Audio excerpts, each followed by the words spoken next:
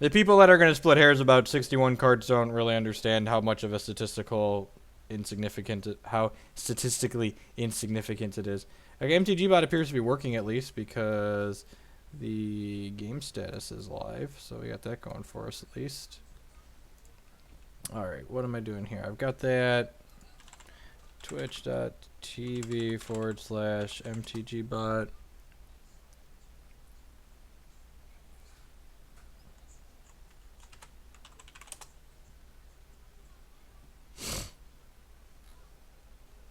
Yeah, MTGbot, the Twitch aspect of MTGbot appears to be dead. I just went to its channel and typed !join and it doesn't appear to be joining. So, yeah.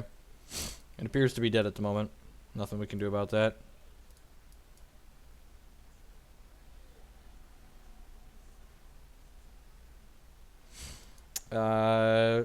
His hand's medium. His hand's probably fine. It needs some lands, but like we can cast transgresses and grafts for like these. We've got 3 cards that are good against. Please be tokens and not ramp. Please be tokens and not ramp.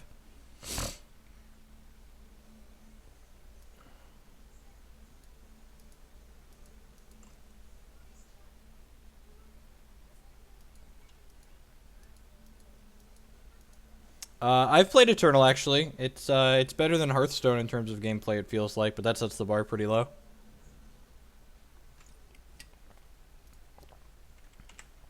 I don't find Hearthstone's gameplay to be particularly interesting or stimulating. It is closed beta. We're not allowed to talk about it. You must not talk about it. All right, show me what you got. Man, his hand's pretty good. Huh.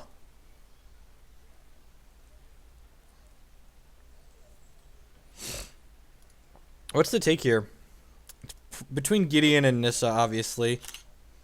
Nissa is more likely to curve, but like Gideon leaves behind a 2/2 when we ruin his path. So I think we just take Gideon here. I'm just gonna take the Gideon because the Nissa doesn't really generate pressure per se. And hit the land. Good top deck opponent.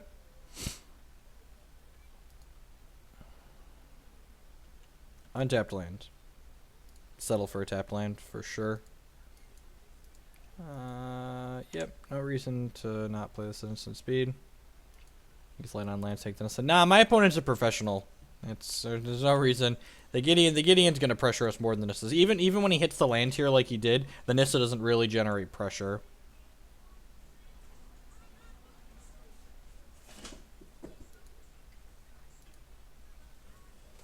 Because, like, he had the Oath of Nissa in hand, so, like, that guarantees his 3rd land drop, basically. At some point. The fact that he hit it right off the bat is good for him, but...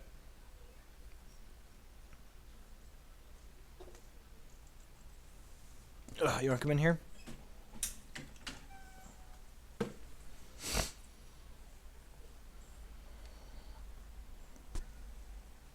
We've got some choices here. Either that or he stepped away from the computer.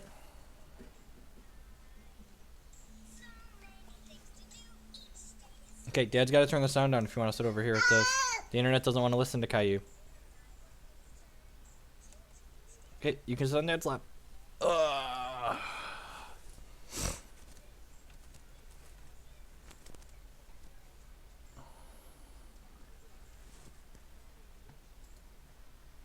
Takes another Avacyn. Okay, so must not have hit a land in there?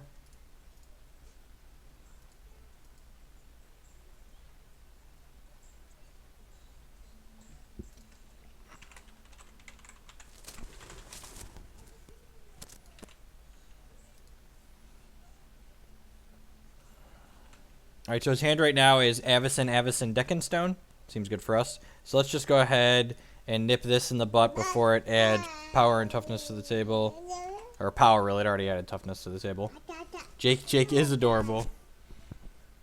Alright, so he's got the Avacyn up here. We want to hit an untapped land, which we did. Perfect. Actually, we want to play this out first, right? So we can grasp the Avacyn at end step here. Looking for... Do I actually want both of those? That seems a little bit greedy. I'm going to bottom the petition for now. I don't really think we need... I guess the petition could have gotten us... The petition had the option to get us Virulent Plague, but the way his hand's set up right now, Virulent Plague isn't going to do a ton anyways.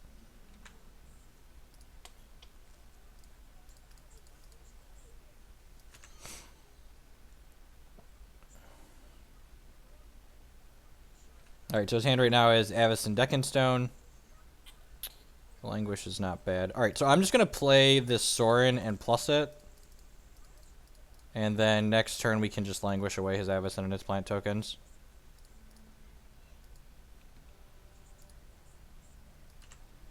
Transgress, not great, but, you know, whatevs. So if he hits a Nissa or a Gideon, that would be bad for us here. But outside of Nissa Gideon, we're in a good spot. I guess if he has Dromoka's command, he can save this Archangel Avacyn from the Languish. I'll go ahead and plus here. I'm actually going to... I'm going to Transgress before we Languish, because in the event he drew another Avacyn here, we can take it. And, like, there's a good chance he doesn't drop, but, like, the Transgress isn't getting better anyways, so... There's really not any reason to... not just fire it off. Ooh, that was sloppy. I shouldn't have gotten the forest because we have a Nissa in our deck that can fetch the forest. And we didn't need extra green, so I should have just like fetched a swamp. That's fine. We're in a pretty immediately draw it. Good. Lead on this. Grab the second forest. The one Nissa might be greedy with only 2 forests, but flip Sorin. Okay, I'm just going to draw with this since we know he has a Deckenstone in his hand. Go like this. Cast Read the Bones. Bottom that. Top this? Yeah, that's fine. We know he has Deckenstone, but I think it's fine.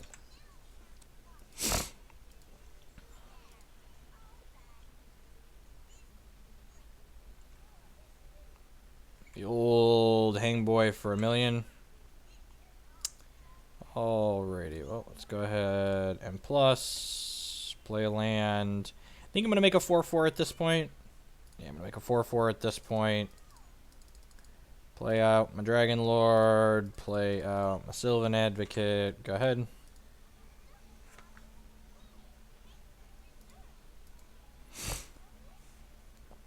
Hangboy!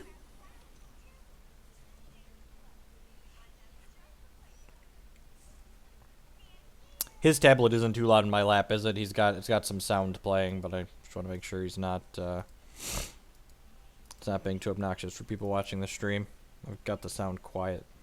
He really just wants to sit in my lap. Ooh, that's unfortunate. I like that. I liked that creature. Yep. All right, we'll get a clue. And just like he just had a really good turn here, and it just like doesn't matter. Just doesn't matter. Alright, let's plus this. Let's plus this. Let's ruin his path this. Let's languish his board. Oh, jeez. Is this even legal to show on Twitch? Am I gonna get in trouble for showing this? I feel like this shouldn't be legal to show. Just like manhandling him. Links to all of my deck lists are below the stream as always. Look, if you're gonna misbehave, you have to get off.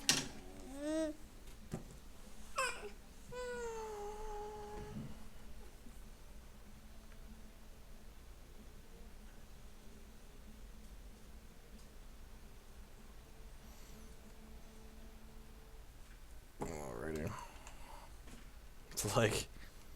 It's like cardboard violence. It's just savaging him. No, stop, he's already dead. Oh, yeah. Oh, yeah, just draw all the cards. Roar. Oh, dead. All right.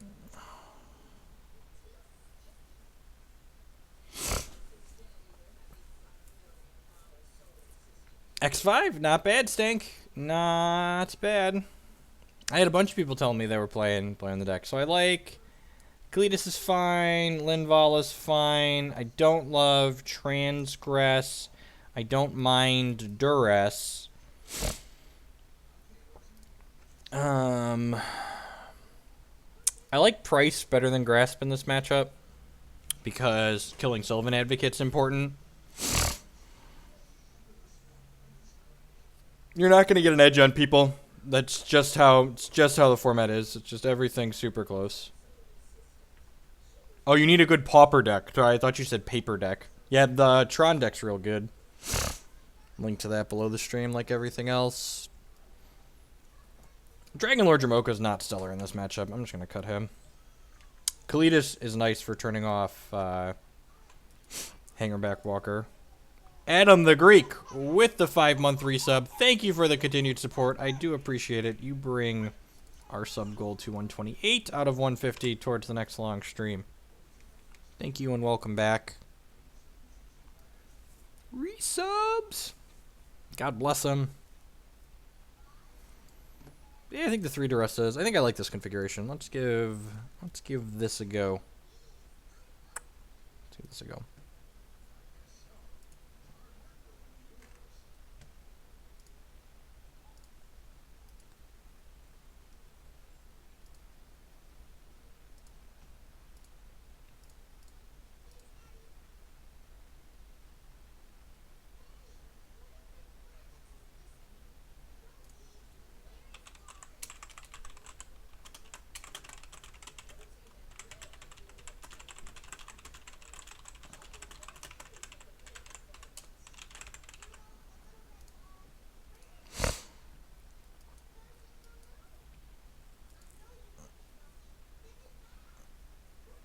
Before he added target. Excellent. That's the best. Make everyone enjoy Legacy.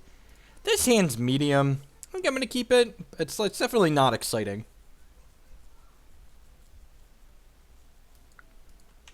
I should have a link to the primer ready for people that are going to ask questions. If you're wondering why we're playing this deck instead of black-white,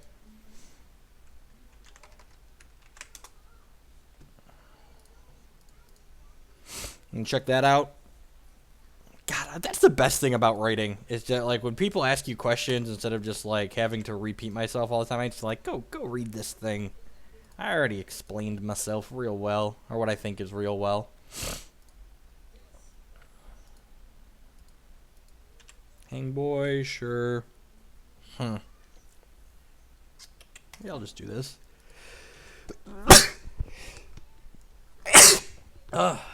Excuse me. Apologies.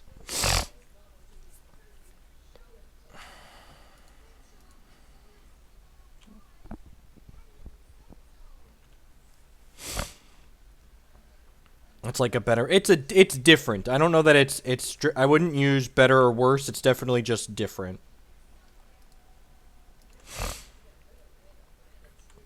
Alrighty. So we know he has a Gideon in his hand, so I don't want to burn this Ruinous Path. So let's just go ahead and play this Evolving Wilds out here and crack it. I think I'm getting Basic Forest with this. Yeah, an extra green seems fine. Hey, Maddie.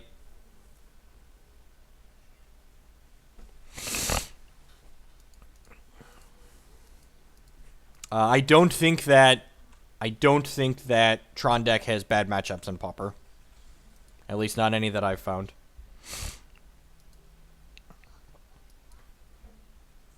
Hevison dies to Doomblade, clearly unplayable. We know he's making a 2-2 here because he would have Anthemed pre-combat. So we're just going to go ahead and kill target thing here. I'm going to play this tapped even though we have this, just because like, it gives him less information about our hand. Holding up one land doesn't represent anything anyways, and I'd much rather him just like not have the information that we have another basic in our hand. The question then becomes, do we just Languish next turn, or do we play Kalidas into Languish? I'm kind of on the fence on the line of Kalidas into Languish, unless he plays Advocate here. Because he's playing Advocate here, if he plays a 5th land as well, I'm definitely... Alright, no 5th land.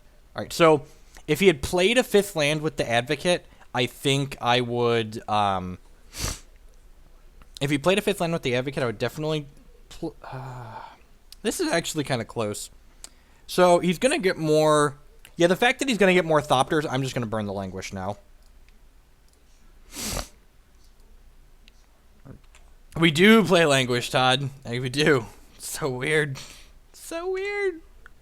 If we hit a Dark Petition next turn, that would be fantastic, because then we can just grab the Virulent Plague. Morphs. This is Den Protector. Alright, and then we have... Our hand's not great, but, like, Kalida's plus removal spell is not bad. So, like, he's going to flip this up and grab something, maybe the Gideon. He actually doesn't have a really good answer to this right now, unless he has, like, Deck in Stone.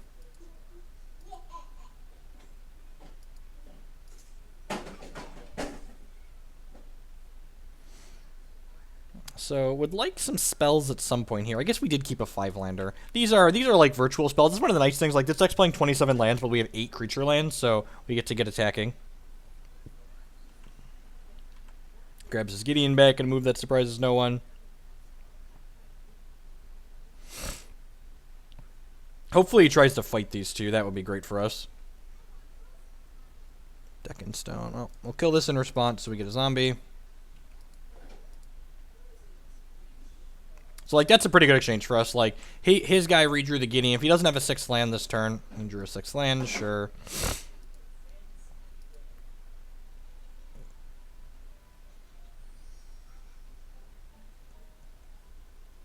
That's super aggressive. So now we just go Advocate, fire up this, play this, ship my guys into Gideon. All creatures attack Gideon.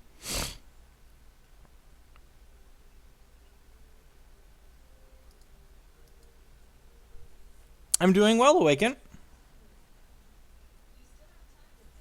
So, yep, so he had to chump away his token. Gideon still went down to 2 here, so no Anthem on the table for him. Only 3 cards in hand, so that's not bad. We don't have a lot of action, but, like, the creature lands are relevant. If he has another Deck in Stone, we just get, like, 2 draws in the bank.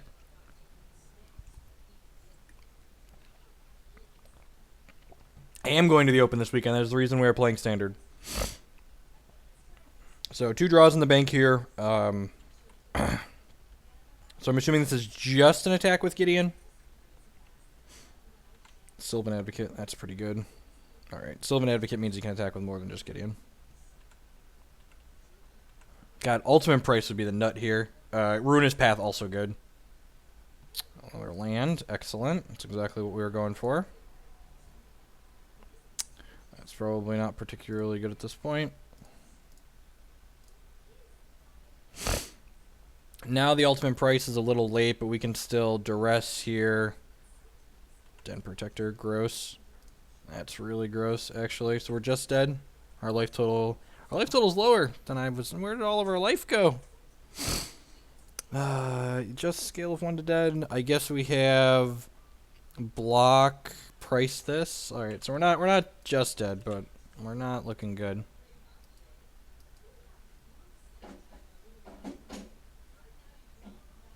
Fence is a lot better with Advocate. That is correct.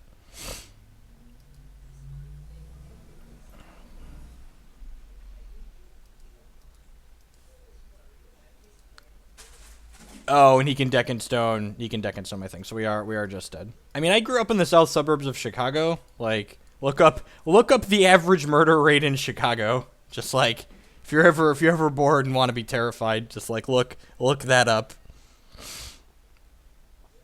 God, I really don't like these cards. These just felt really bad.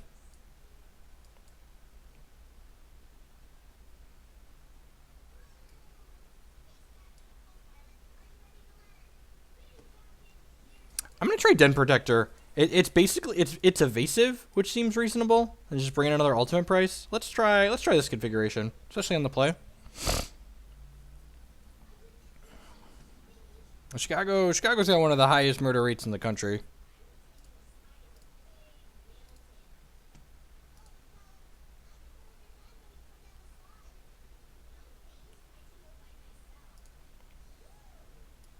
Yeah, that sounds great. And this is why I like decks like this, is the fact that we are a controlling deck that plays a lot of answers, but we have access to, you know, we can apply pressure to people. Sweet.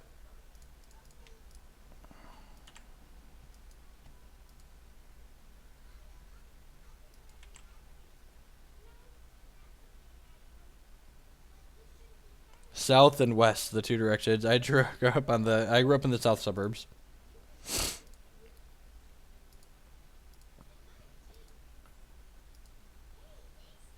It should be up on Hex Meta. I've got a couple changes from the list, but I 5-0'd a gauntlet with it yesterday. Is this it?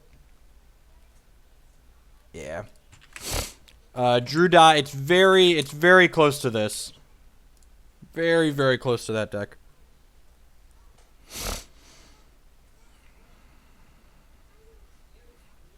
All right. So I think this is a tough call. I'm not sure if I want to read the bones or Nissa. I think I'm going to read the bones because there's a good chance I'm going to want to languish on 6, and that will...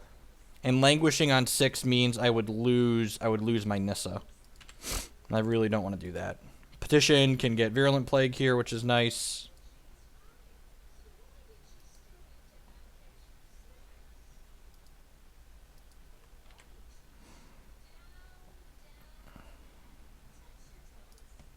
I remember Judah.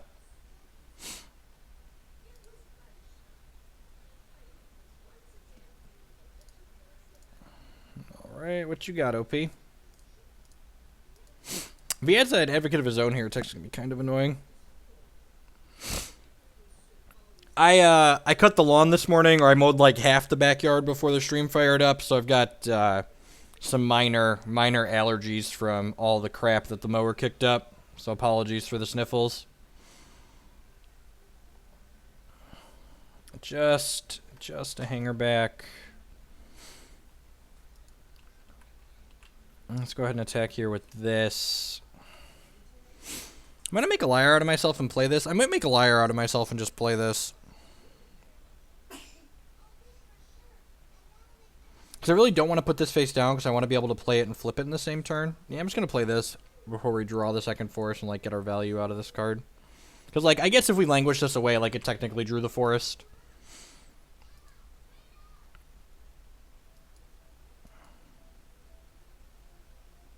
SCG does have online pairings, but they also have paper pairings. So he can pump this up and Drom Calm to fight either of these now.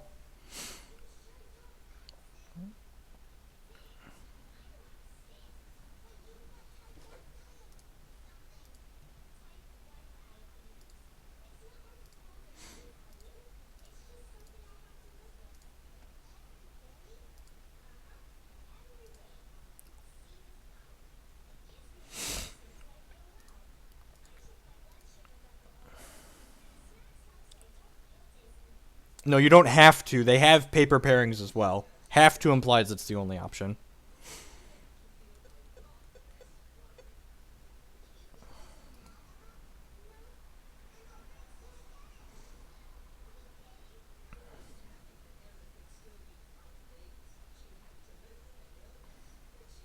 Opponent's got 6 cards. It's a lot of different things that could have going on.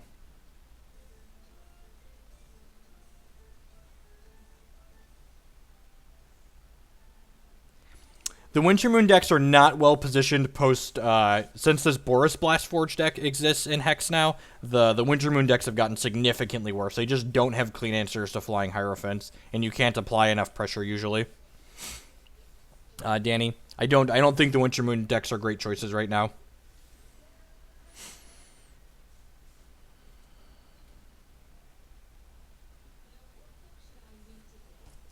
Opponent is either in the tank or in the bathroom. Maybe both.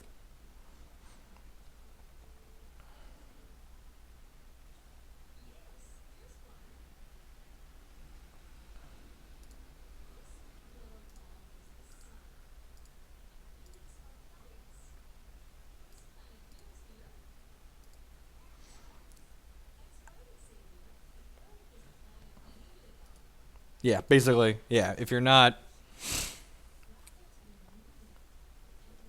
The toilet tank, yep. Hope everyone's doing all right here this afternoon. Looks like we got a little under 300 people hanging out. I'd like to say thank you for choosing to spend part of your Monday afternoon here with us. I know there's a lot of different things you could be doing, different people could be watching. So thanks for being here. Playing some Standard. If you're going to be at the Open in Orlando this weekend, I will be there. Feel free to come say hello. Love to meet people. Sign stuff and things.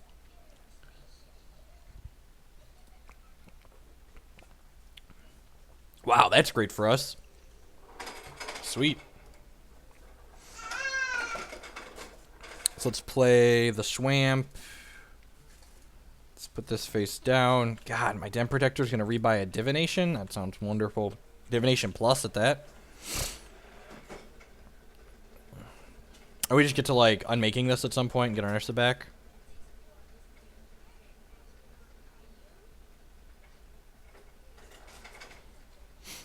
I think the Ruby Wild Elves deck is well positioned against the Boros deck. In my testing, it feels like a pretty favorable matchup for. I spent some time testing that deck. The problem is that deck has a hard time against the Languish decks.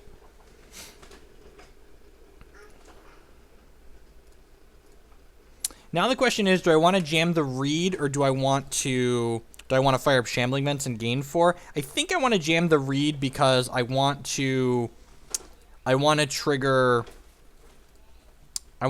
Spell Mastery for the Dark Petition, all that. Things that feel bad for 100, Jim.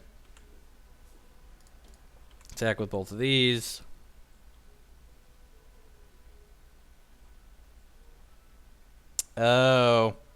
Oh, this was sloppy. Now he gets to trade a Hangerback Walker for my... Yeah, this attack was bad. I didn't think about that. I mean, it's not like I have 7 cards in my hand and could have just, like, blown him out there. I guess the blowout is like he gets a bunch of Thopters, but still. That seems loose.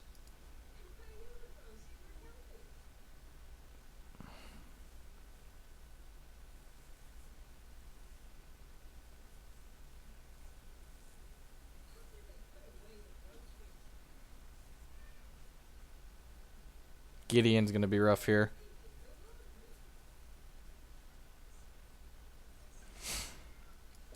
Needed a little bit more action. This maybe I shouldn't have. Yeah, that attack with the Advocate was just very bad.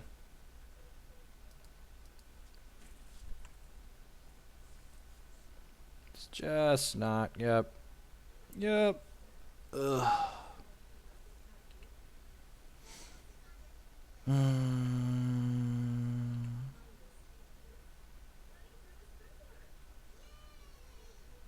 Advocate followed up too. Alright, we have another Sylvan Advocate. That's good for us. So I can play... I don't think we can beat another Anthem. I'm going to go ahead and start by attacking with this. Yeah, we just can't beat another Anthem. We're going to languish these guys away. And play another Sylvan Advocate and pass the turn. We're dead to removal as well here. Yeah, we needed more spells this game.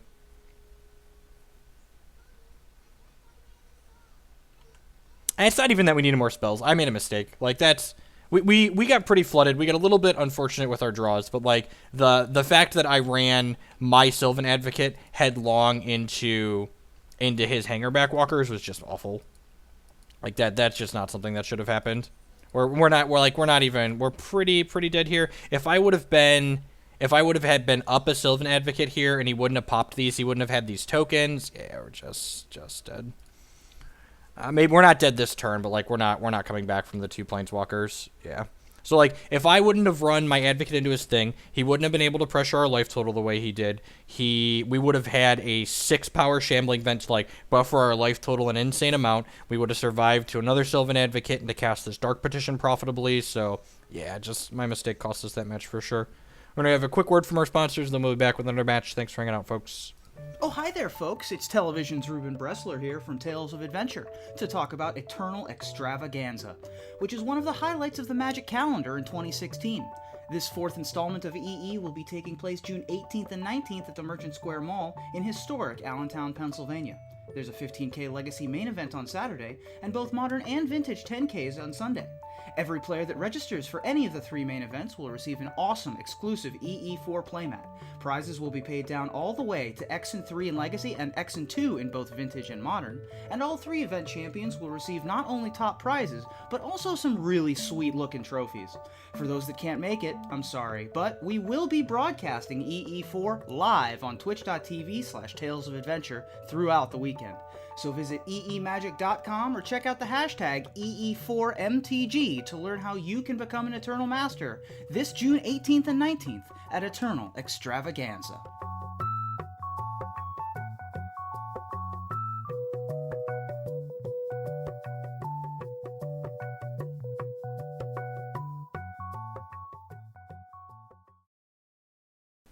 The payoffs for enabling Delirium do not outweigh the bad cards you have to play in order to enable Delirium, in my experience.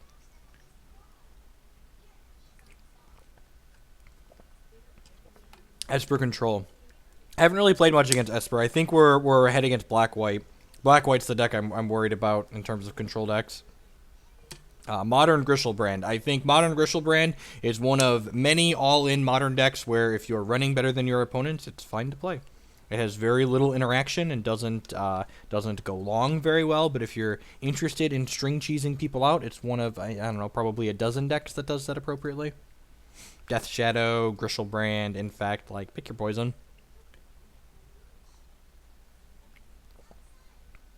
The non-Infect decks, though, are probably bad Infect decks in reality, like looking at win percentages and what they do in the format.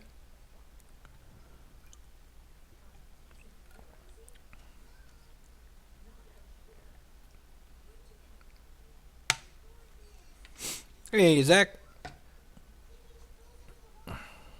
Afternoon. Congrats. You locked silver this weekend, right? With your Lantern deck in Legacy.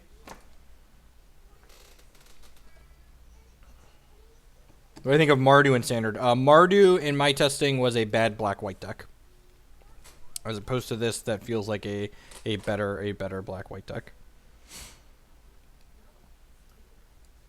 Yeah, that sounds great. Truly wonderful. And try to not make mistakes to lose this time around.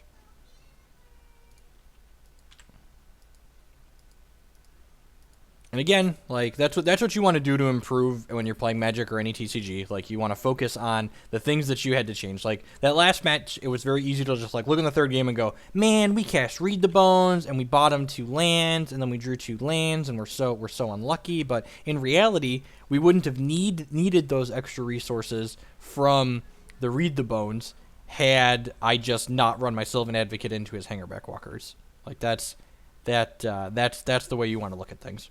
And, like, there are going to be matches where, like, you genuinely had no different decisions you could make, but the reality of the situation is that the number of matches where none of your decisions mattered are much, much smaller than the number of matches where you messed up one little thing and that really snowballed into the reason you lost the match.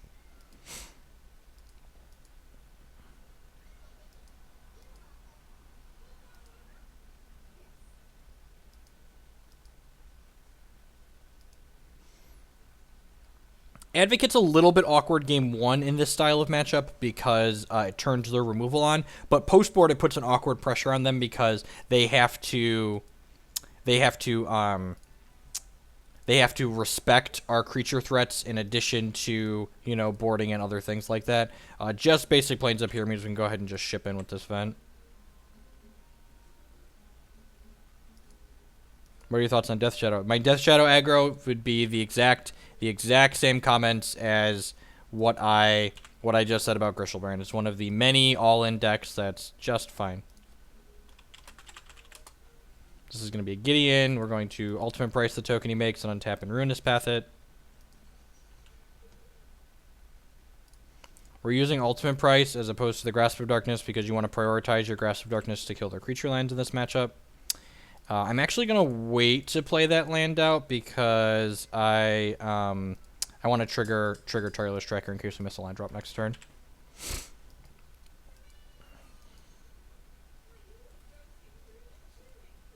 This is Obnixilis or another. Yeah, that's a little awkward. So like if we draw an untapped land here, it's going to be awkward because we can't go Tireless Tracker land path. Yeah, so we got punished for my being slightly conservative with my sequencing, but I think this is still fine. Actually, to be resource efficient here, we definitely want to Dark Petition this turn, right? Actually, this works out okay. Let's go ahead and Dark Petition, and we'll get Sorin and cast Ruinous Path with the mana that this makes. That's one thing that's important that you want to remember you can do with Dark Petition, is you don't have to cast the card you get with Dark Petition with the mana it makes. So if you have something else in your hand, you can go ahead and get something else and then cast your other spell. This is one of the matchups where not having the Seasons Pass in the main deck definitely puts us at a disadvantage, so that's something I want to be aware of. Well, that's unfortunate. We have one Linval in the 75. We're not playing any... We only have, like, 6 colorless lands, which is not enough to play Eldrazi. So long, Sorin, my old friend. Let's go ahead and play this. At least it'll cantrip before it dies. Yeah, and, like, we're actually running low on threats right now, which is kind of unfortunate.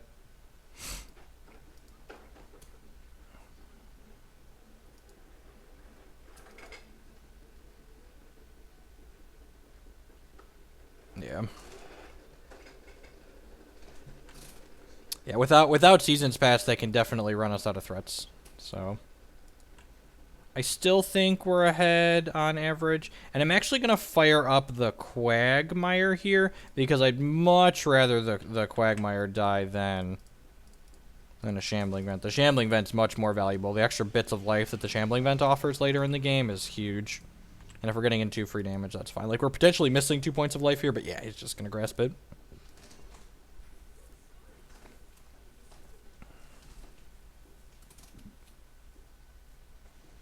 I really don't enjoy Standard nearly as much as Modern either. I can definitely agree with that. All right, well, that's a thing.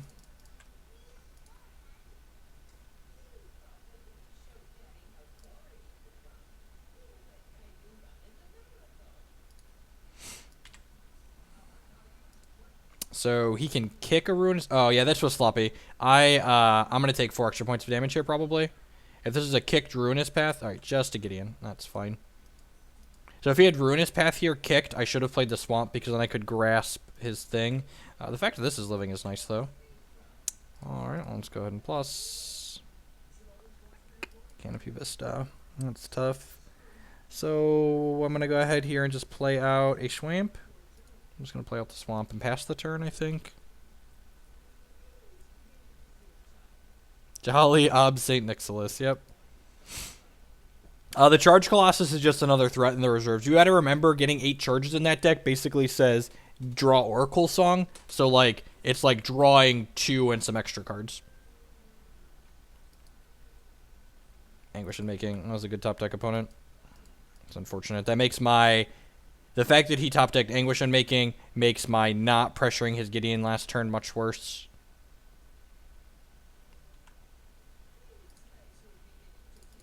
Pretty unfortunate.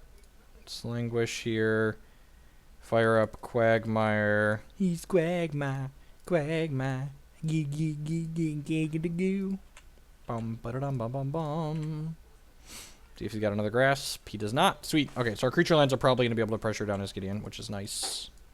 This is very, very, very nice.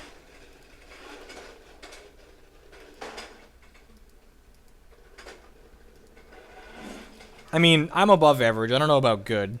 You gotta remember, 50% of all players are below average, so I don't think it's obnoxious to say I fall in the 50% that's above average, but still, yeah, this is a good line. If he can't protect the Gideon anyways, he might as well get in 5 points of damage here. Why not the vent to gain life? I explained that earlier. I wanted to check and see if he had a Grasp of Darkness in his hand. If opponent had Grasp of Darkness in their hand, they definitely would have cast it last turn. So this turn I'm going to fire up the Shambling Vents because he didn't kill the Quagmire last turn. But if I have to choose one of these 2 creature lands to lose, I'd much rather lose a Quagmire than losing one of my Shambling Vents, because the life points that these offer in the long term is super valuable. Alright, so let's go. All of these cards white. Boop, boop, boop, boop. Animate. Animate.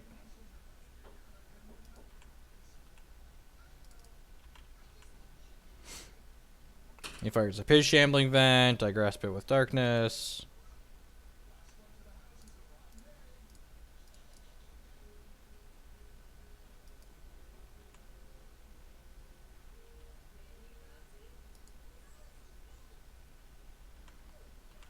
Average can be used in different contexts to describe mean, median, or mode. So when you say average, it depends on the context that you're using it in. It's actually, I think it's pretty sloppy to use that definition the way we do. Oh, sweet! Can I just fire up all of them? I can. Look at creature lands. Creature lands, assemble. No Seagate wreckages. Yeah, could you imagine if these Seagate wreckages were blighted fens? And, like, he might have a Secure the Waste here to destroy us, but if he doesn't have Secure the Waste this turn, things are looking good for our hero. Oh, yeah. No Secure. It's great. Okay, yep. So if these had been blighted fens, our opponent would have had more draw steps there. All right, so we got game one. Seasons past. Linvala in. Den Protector in. I'm always on the fence about Transgress. Ultimate Price is poop. I don't love all the languishes because we have Virulent Plague, and that actually makes... This actually makes a nice clean swap here. What are our thoughts on this sideboarding? I wouldn't hate one more languish maybe, but I feel like on average we don't really want it. We've got like Virulent Plague and Languish and then 2 Dark Petitions to go find these things, so I think this is fine.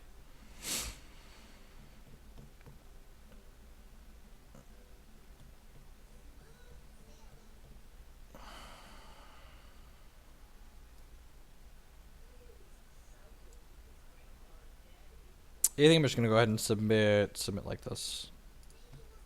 I wouldn't hate Kalitas just because...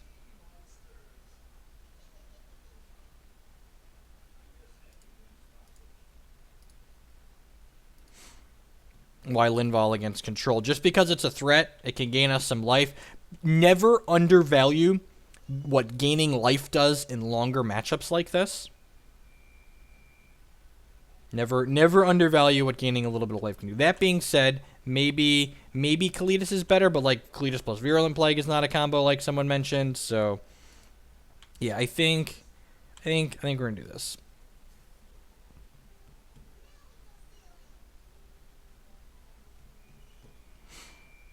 Someone asked about the price of this deck. I am blissfully ignorant of how much Magic cards actually cost. Blissfully ignorant. Opponent mulliganed. So I don't love having my 1 Seasons Past in the opener because it gets transgressed, but like it's pretty hard to pass up a Sylvan Advocate on 2 in this matchup, especially post-board, because like they generally board down on some of their removal. Thanks, Smart Attack. Thanks for hanging out. Ooh, that's not bad. So now he has something else that I'll probably want to take with Transgress. Am I fetching basic forest or basic plains with this? I think I just don't want to choose yet, so let's just get the Canopy Vest out.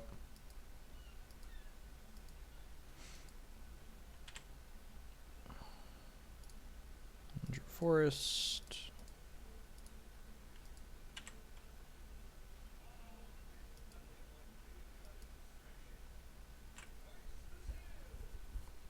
The problem with Kalitas is that it gets swept away by their Languishes, which they might leave in on occasion, and I'd really prefer my threat not get swept away by Languish. So I guess maybe Kalitas is better than this in this hand, but we'll see. God, that's so good for us that he's burning a Ruinous Path on the Sylvan Advocate. It's like I can't even describe in words how good that is for us.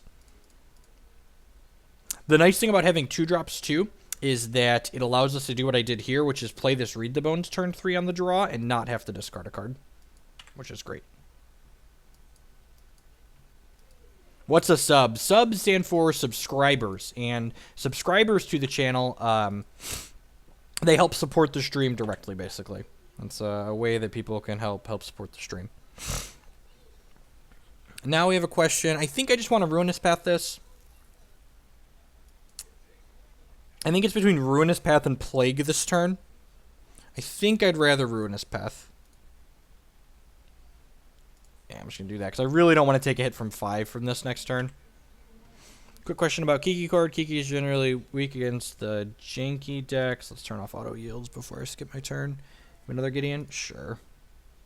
Let's get second white here.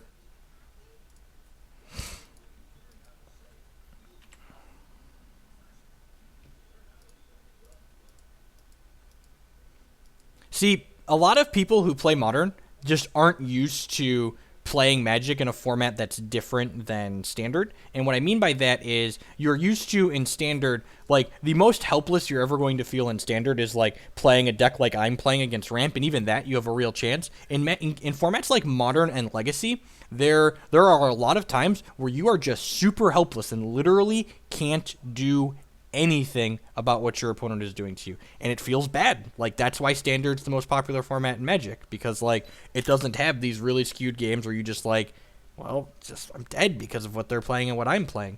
So this is a tough call. I almost want to take the Anguished Unmaking here, or the Read the Bones here, and the reason why I want to do that is, like, being up on cards is pretty important in this matchup. Not to mention, if I play this Virulent Plague and kill these tokens, he might just Anguish Unmaking and then start making tokens with Gideon next turn, and I really don't mind that sequence. Like, it means that Gideon's not just, like, slamming into us. It also means if he starts making some tokens, this Linvala can possibly make a 3/3 to also pressure our opponent. So yeah, I'm actually going to take the Read the Bones here. Like, this Virulent Plague is getting some value just by, like, killing these tokens when it comes down. So if he wants to spend his Anguish Unmaking on it, more power to him.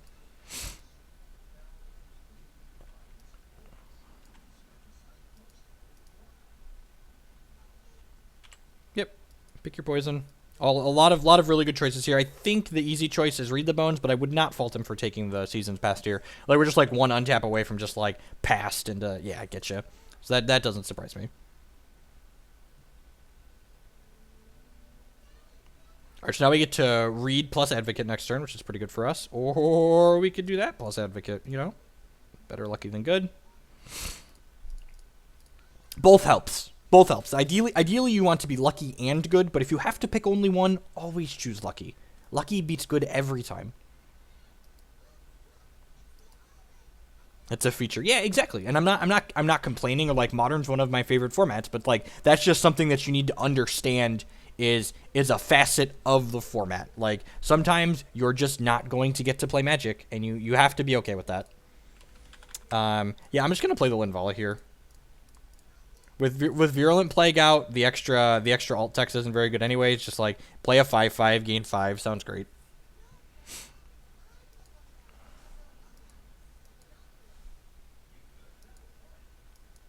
Five also closes very quickly if opponent doesn't have more removal. And like I said, opponent likely boards down on ultimate prices in this matchup. So, like, they've already spent an Anguish Unmaking. They've already spent a Ruinous Path. That's a good draw. If he doesn't have a removal spell for this, though, we're in a good spot. Hey, that's what you could call a good draw for us as well. What are we getting? The World is our oyster. I might just get a Sylvan Advocate here. Just, like, apply pressure.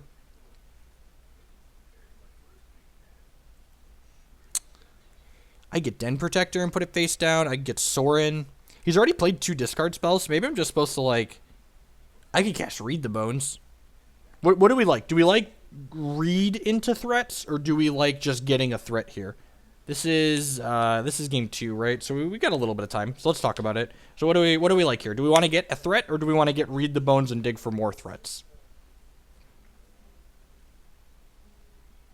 Oh, Nissa's really good, right? Is she in here? Oh yeah, I like Nissa. Nissa sounds great because she's a threat we can play this turn. That's what we're doing. I forgot Nissa was in there. I forgot Nissa was in here. She's easily the best choice. Thank you, chat. This is why we talk about it.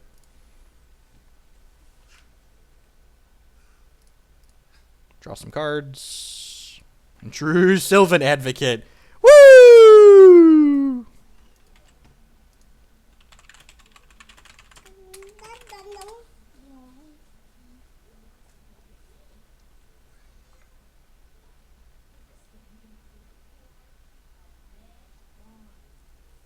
God, that was not bad. God, he has the best card in his deck, and it probably doesn't matter. God, that turn was gross.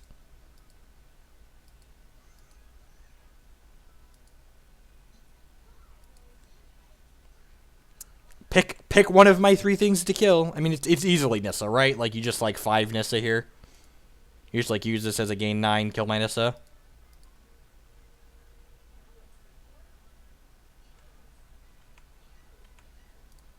I'm gonna hold this land because he has Transgressors in his deck, and he might want to activate it. Again, why isn't this a Blighted Fen? I don't understand. I think we're just playing Standard and Hex today. That's interesting. Okay. You should never hold 2 lands when you're holding lands, but holding 1 is fine. I'm attacking with both here because he jumps with Matter Shaper, gives him a card. But this way he can't double block next turn and kill the Advocate. Swamp, sure. Deal.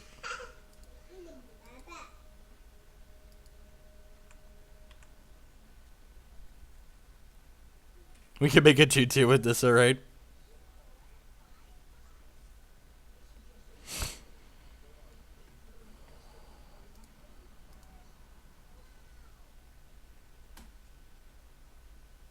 Another Sorin. That's annoying.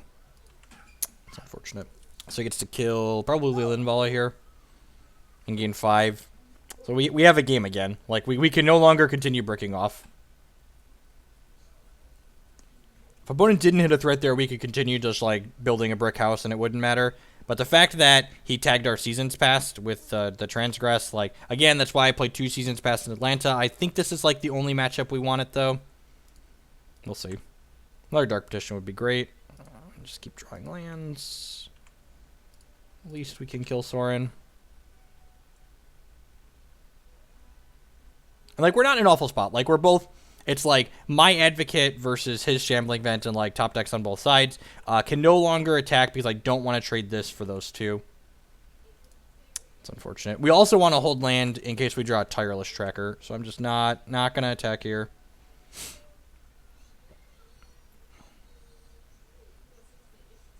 And, again, holding the land got him to Transgress us here. Would like to draw Read the Bones, Dark Petition, Tireless Tracker. Alright, 4/4 creature land. Sounds great.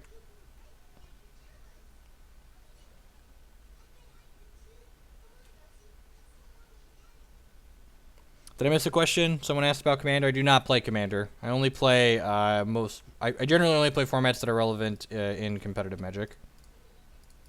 And Commander is not that. Let's go ahead and activate this and chip for 4. I'm okay trading this for his 2 things. And he might actually do that, because, like, he probably wants to cantrip this, and, like... Yeah, taking this trade doesn't surprise me.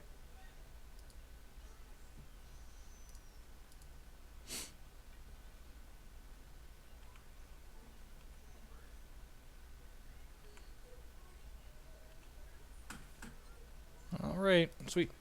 If we both just keep building brick houses, we are winning, so we have Sylvan Advocate. I didn't say I despise Commander, I just said it's not relevant to my life. I play Magic to travel and play in large events, and Commander does not help me do either of those things. Alright, hit on making.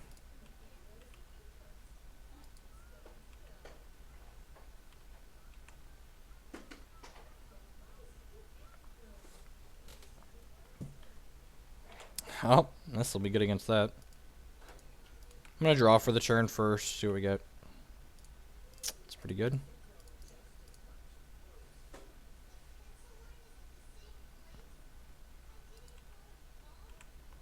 I mean, Magic as a game is fun. Magic Online is poop, but, like, Magic the game is awesome. Why is Blightning not played in Modern more? Because 3-mana cards in Modern that don't end the game or impact the board in any way are a hard sell. Remember that time my Shambling Vent was bigger than his Thought-Knot Seer? Pepperidge Farm remembers.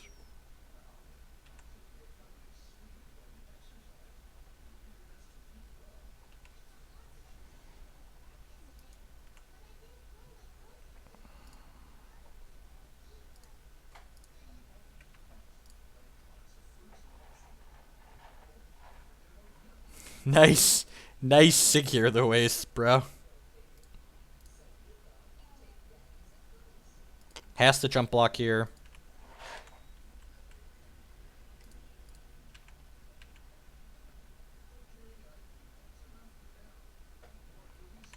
Awesome. Thanks, everyone, for hanging out. A little over 450. That's awesome.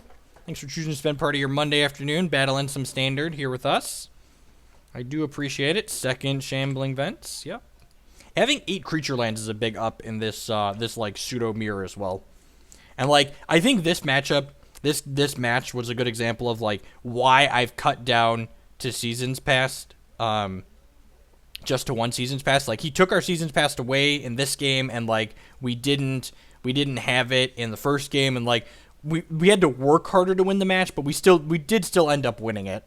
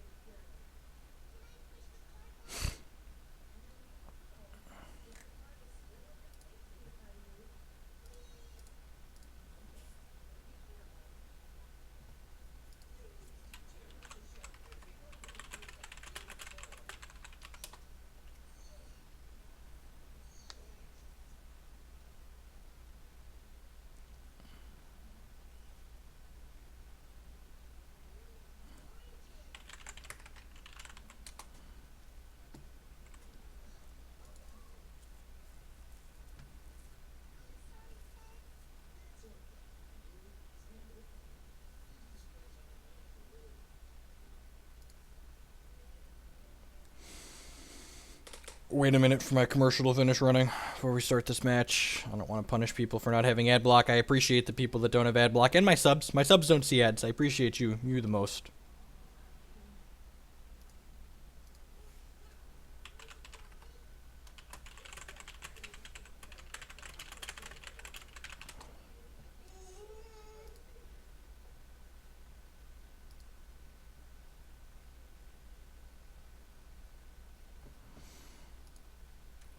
Alright, looks like the commercial's done. I would like to play first. This hand's a solid medium. I don't think I want to keep this on the play. Like we don't have a black source that doesn't damage us. We don't have a white source. We don't have double black. Like yeah, I'm just gonna mulligan this. I think that's conservative to mulligan that. It's definitely every time mulligan the close 7, get punished with a mostly unkeepable 6. I suppose if I run some lands off, this hand is great for playing 27 lands. Be greedy and keep it bottom non-land. That's fine. We'll just miss the second land drop, die, and win the post board games.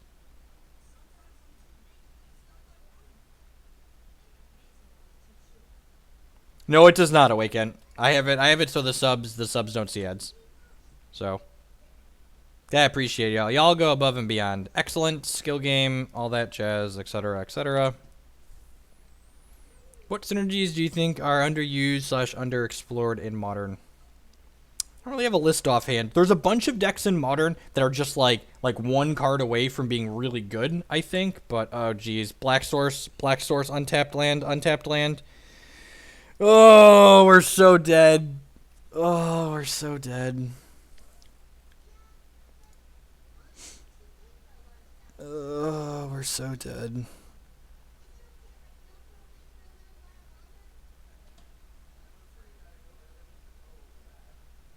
Reflector Mage to boot? Sure, yep. Reflector Mage to boot. Ugh. So if we'd have hit lands this game, we'd have had a reasonable chance. Again, I think like our 6 was great if we ran off a few lands, so I don't think it's unreasonable to keep it in a 27 land deck. We're just a little bit too far behind at this point, so I'm just going to concede before we give them more information on what we're doing.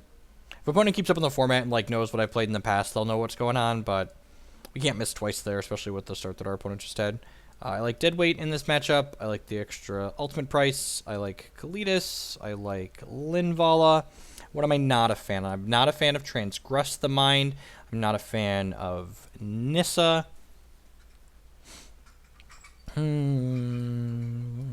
What are the other cuts?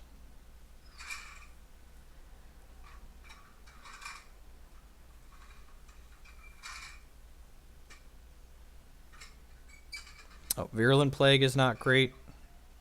Two more cuts here. Two more cuts. Obnixilis is like solid medium. I think I could see going down on him. He's just like a clunky removal spell that's expensive a lot of the time. I cut 1 Anguish Unmaking since it's removal that hurts us. Yeah, that seems good. I'll go ahead and give Chad a chance to catch up and comment, but I think I like this configuration. It's always watching. The Bant deck usually doesn't have always watching.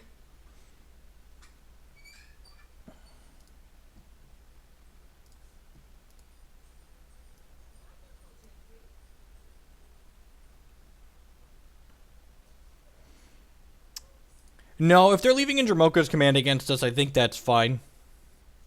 I don't think Magic Online is a good testing tool. I think Magic Online is a great entertainment tool. Like, playing Magic is fun, but I don't think it's a good testing tool. Den Protectors are good. Okay, what are Den Protectors better than? I can understand this card being okay. It's slow though, and like we're not generally losing the games where Den Protector gets to be good. The games where Den Protector gets to be good, like we're ahead, so we're winning anyways. The games where Den Protector is bad are the ones where we're losing.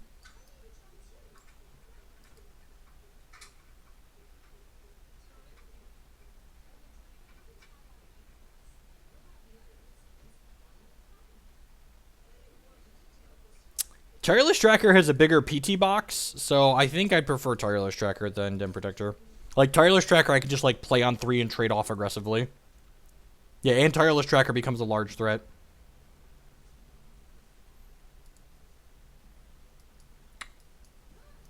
I'd say it needs some lands, but it's pretty good. It can cast 2 spells even when it bricks off.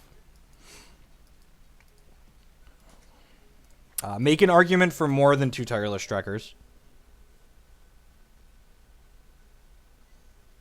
No, Den Protector is good in this matchup when we are already winning. You want Den Protector against the other control decks in the format. You don't want Den Protector against aggressive decks.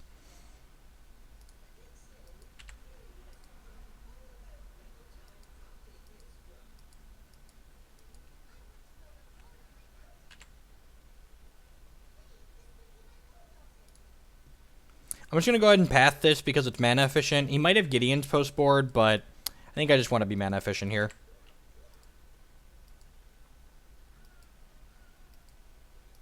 Okay, but you just described the text of the card to me. You didn't tell me why you want to play that card. Why we want to play more copies of that card. I can read the text box. Like, make an argument for why it's worth playing multiple copies of this card.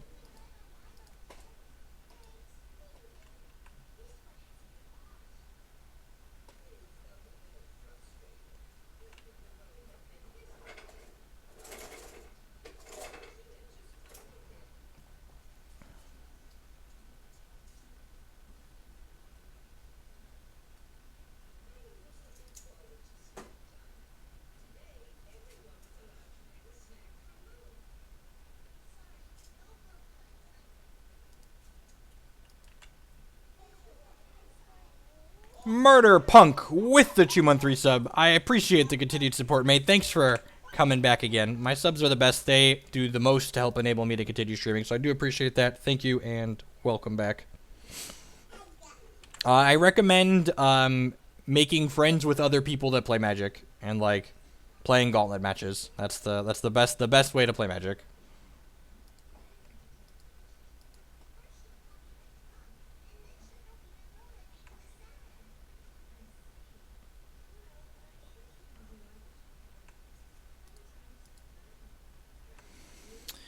So, interesting decision point here. I could ultimate price this to preserve my life total a little bit, but if we hit untapped land, next turn we can just,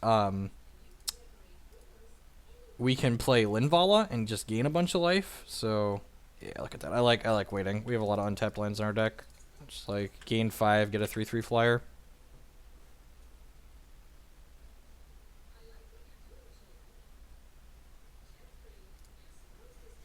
Timely reinforcements on crack. I finished 4-3 in the Blood Cup on Saturday. I made some mistakes and hit a bad matchup, and the deck list I was playing was definitely suboptimal. 2 forests for Nissa is definitely greedy, but we're also only playing a single copy of Nissa, so.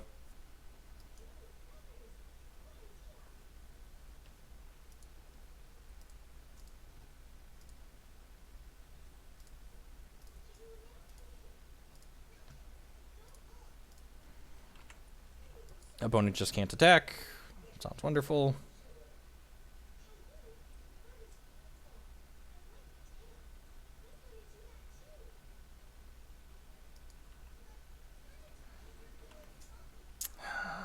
So, it's a little awkward that our opponent is holding up Ojutai's command. They're definitely holding up Ojutai's command. Do I want to run into an Ojutai's command? It's a question I have to ask myself. I don't think I do. Well, I guess if he Ojutai's commands, I can just jam the second advocate. Yeah, that's fine. And like if he doesn't have it, it's all upside here.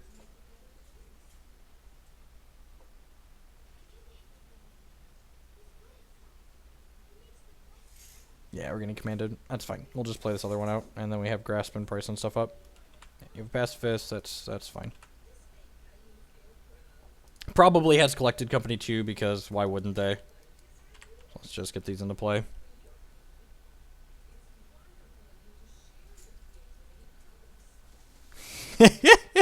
Oh, Maddie. A Reflector Mage, my advocate. Drumcom, maybe. What kind of lands is my opponent playing? Tempest. This is just random mismatched old lands. Mirage, Tempest, Urza something or other.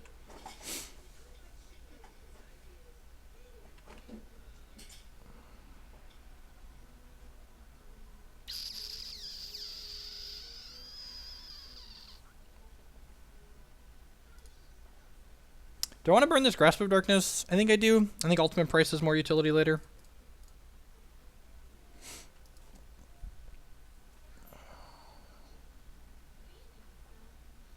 Oh, this is awful. This is awful. He has Dramoka's commands in his deck. Yeah, this is really sloppy. So I used Dramoka's command and trade with my Linvala. Yeah, that was terrible. That's really bad. He probably actually eats the Sylvan Advocate because he's not beating these Shambling Vents. I think his last card is Dramoka's command. Sure. We technically traded. Technically, that trade's not awful for us, but it doesn't feel good. The trade doesn't feel good. We're technically coming out ahead on that exchange, but we don't feel good about it. All right, so let's go. Boop, boop, boop. Fire up this. And ship with Shambly. Yeah, I like shipping with Shambly here. Maybe I should have attacked with that too. Although I guess this checks his Thelia's Lieutenant for now.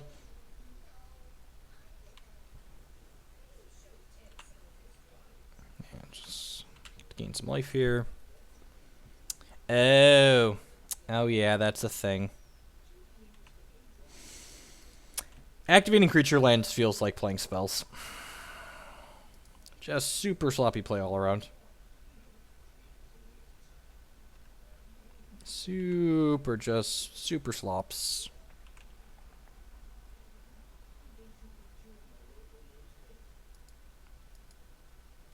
I've got 2 ultimate prices. It's whatever. We're at 25 life. I think our position in the game is going to be able to force through our oopsie.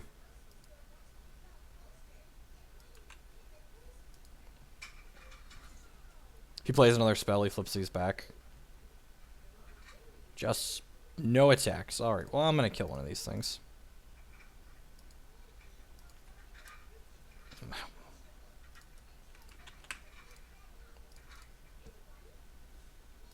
Play another Sylvan Advocate here. I'm going to fire up my giant Shambling Vent.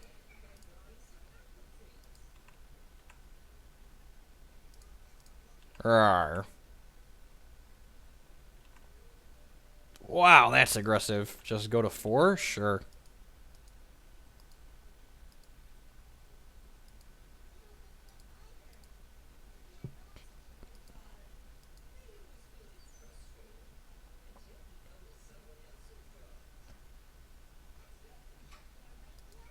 Yeah, this is easily the best Sylvan Advocate deck in the format. This card is so good. Dark Petition. Alright, so I think I'm just supposed to price this, fire up a Shambling Vent, and crash with the squad. This like only goes wrong if he has like collected company into the nuts.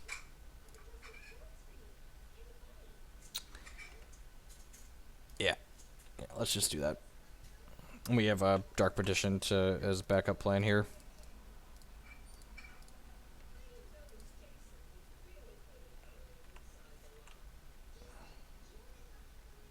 Maybe I'm supposed to be conservative here and not attack with these. Fine. Let's be conservative. If he has Collected Company, like, let's just be a little conservative.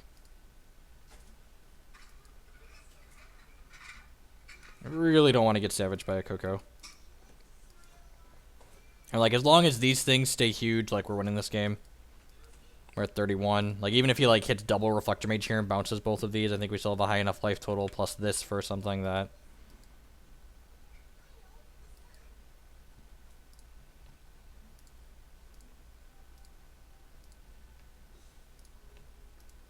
Just going to 1 here, sure. And, like, maybe this is playing too scared, but, again, I feel like we're ahead. There's no reason to, like, be sloppy and give him a chance to blow us out. Oh, Avacyn. Yeah, Avacyn would be a good reason to not do that, too. Okay. That's fair. So, yeah, definitely, this attack is definitely fine. The old Ojutai's command back, Mathraben Inspector.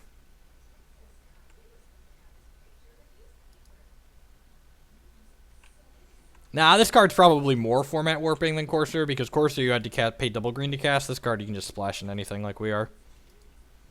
We are 1 land away from double events. That is correct. Duskwatch Recruiter, sure.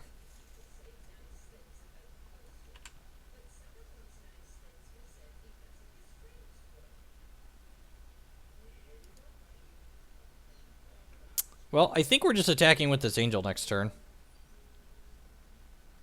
And then if something goes wrong there, we'll just, like, petition for Languish.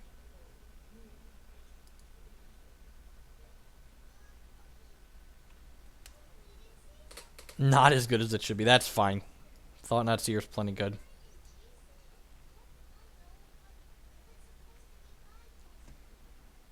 Yeah, I'm just going to submit. I like our configuration. I like we talked about it last time. I liked our logics. When is playing 8 board wipes too many? Probably always.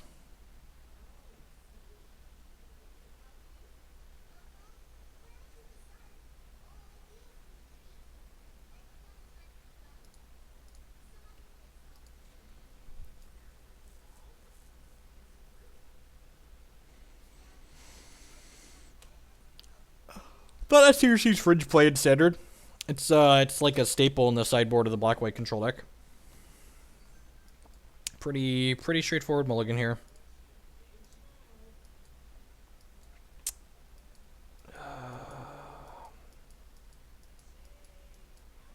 I'm gonna keep this with a scry. I just need a 2-mana removal spell for this hand to be really good. I mean, Sylvan Advocate's arguably better than... Yeah, perfect. Sylvan Advocate's arguably better than Tarmogoyf would be in this current standard format, I think. I think if Tarmogoyf and Sylvan Advocate were both in this standard format and you could only play one of the two, you would play Sylvan Advocate most of the time. Which is, like, kind of terrifying, right? Like...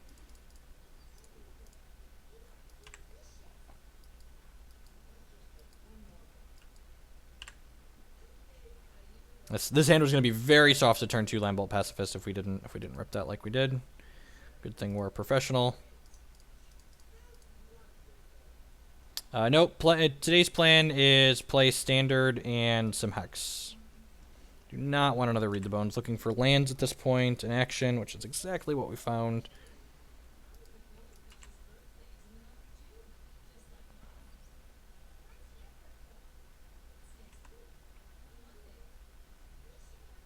Alright, well this is a Collected Company if we ever saw one. I guess it could technically be, could be Ojutai's Command too. I'm just going to kill this and play my Evolving Wilds. I'm not walking Kalitas into Reflector Mage or Ojutai's Command here, so let's just pass the turn. Not in a great spot.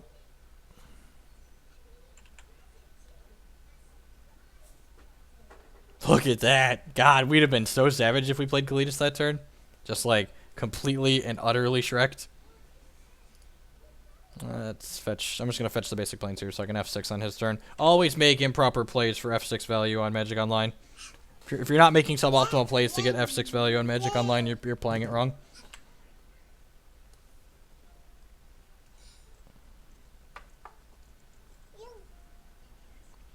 All right, so I think, God, just Ojutai's command is just such a beating. Actually, I'm just gonna read the bones here and look for a 2-mana removal spell or a dead weight or something. Languish is pretty good. We're gonna bottom this for sure, and then top the Languish. All right, well, got Kalitas. Is there a world where we die here? I feel like there's a world where we die here. It involves like a bunch of Thalia's lieutenants.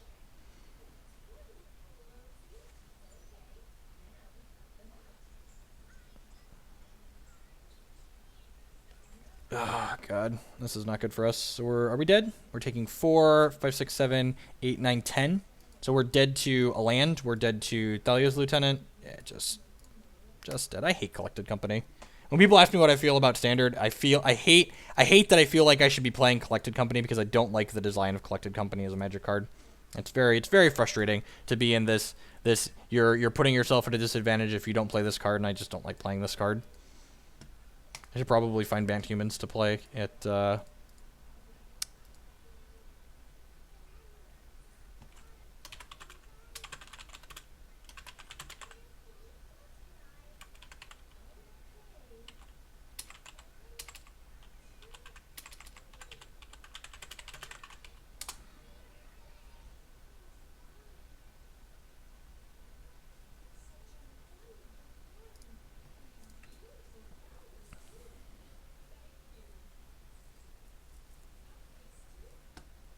I mean, there's always some type of this card sucks to play against and we should probably be playing it. The difference is the card that you feel obligated to play generally isn't, you know, this spin the wheel type card like Collected Company is. It's, you know, Thrag Tusk or it's Lifebane Zombie or it's whatever you should be doing there.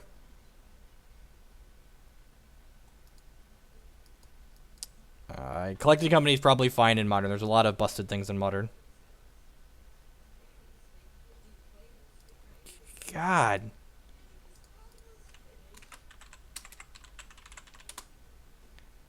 The people whose lives, all they do, if the only thing that they have to do is complain about me complaining about things, their lives must be really sad. Because, like, man, at least I get to play video games for a living. Like, they're probably just salty that I get to play video games for a living. Bardic Community, $2.99. Round numbers are good, and 300 is a good even number. Thank you. Thanks, Bardic. You the best.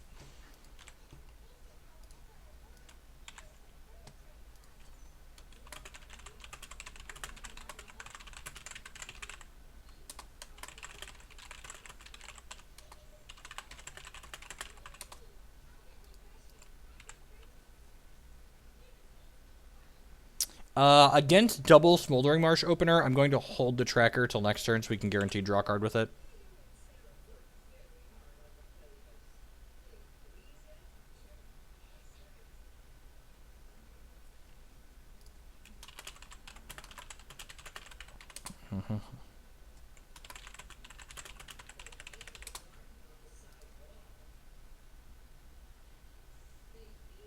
See, like, we live in a society where people take, and anytime you disagree with someone, they're like, oh, you're just this whiny little bitch who just, like, you don't like the thing that I like, so you're just complaining. It's like, every time I talk about why I don't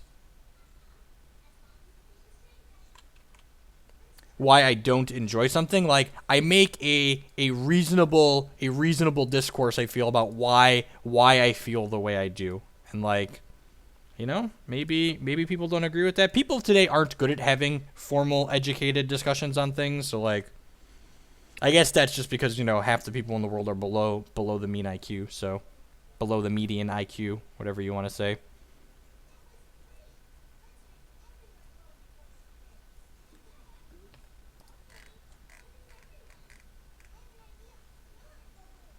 I mean, my opponent is O2. We are in the O2 bracket of this league. So, donated $3. Did someone say even number? Tick. Alrighty, Thunderbreak Regent, sure. Probably pricing my way through this. To Reddit with this conversation, right?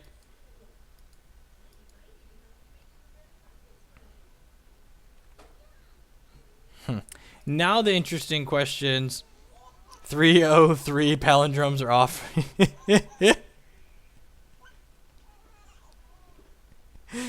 Let's crack this. So one of the things that's worth noting, because my opponent has Thunderbreak Regent in their deck.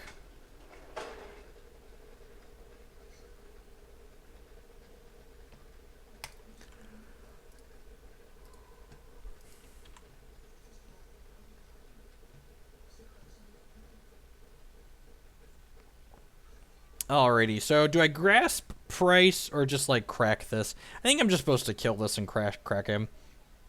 I'm gonna hold the grasp for now. That might be incorrect, but let's see.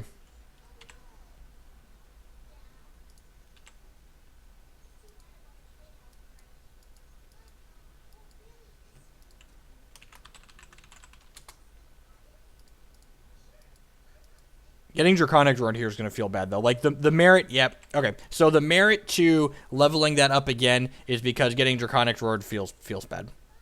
That's the merit to just cracking this and taking a hit from that. It's unfortunate. Really looking for...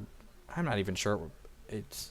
Okay, I'm just gonna slide this over here so you can kind of see where it says bottom, bottom. Okay. Just so we're clear. Just so we're all clear.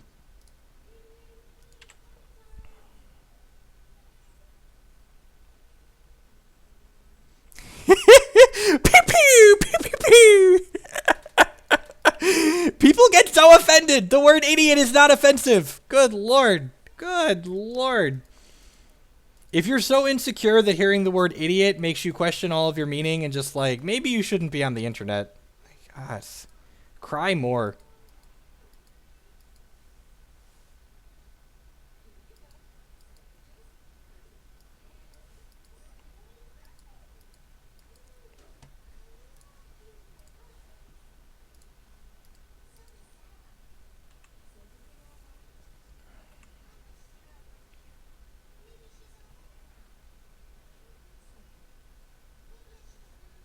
Howdy, GK.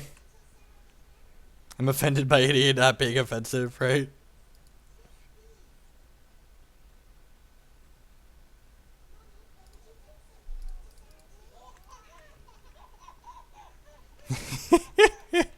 Thanks, Johnny.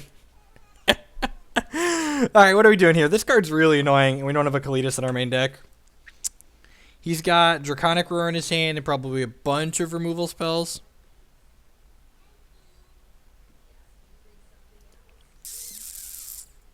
I guess I have Anguish. We don't have white mana. This is really awkward. We've got 13 white sources in our deck.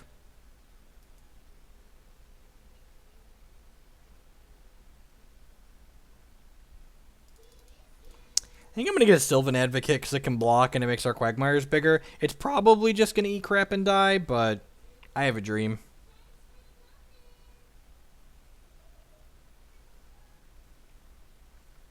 I guess I can get Nissa. Yeah, I'm going to get Nissa, actually.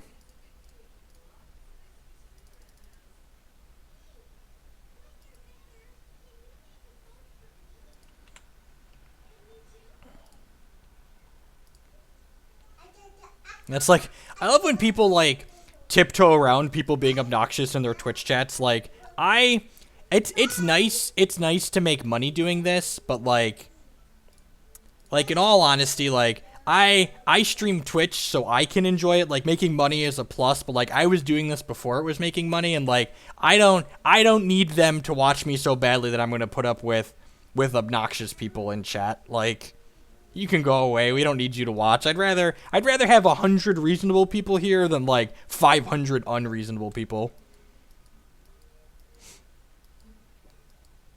You're allowed to disagree with me so long as you have a reasonable reason for doing so.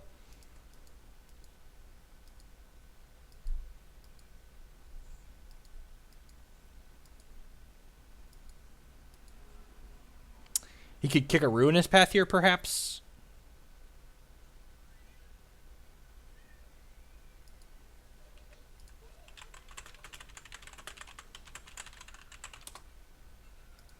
$250 semi-reasonable people.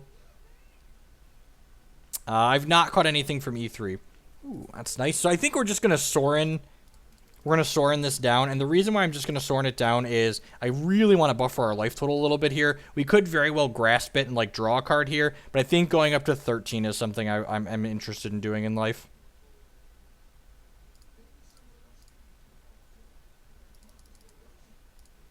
Do I want to 5 it just to, like, gain the maximum amount of life in case he kills it? Yeah, I'm actually going to 5 it. Well, yeah, I'm going to 5 it. It, like, leaves Sorin alive, but if he has another Ruinous Path, this way we gain that extra point of life.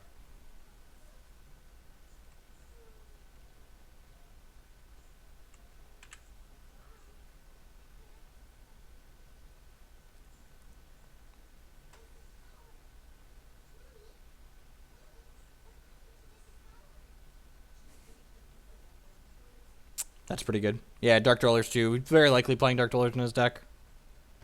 Yeah, so I'm really glad that we, like, gained our extra point of life here.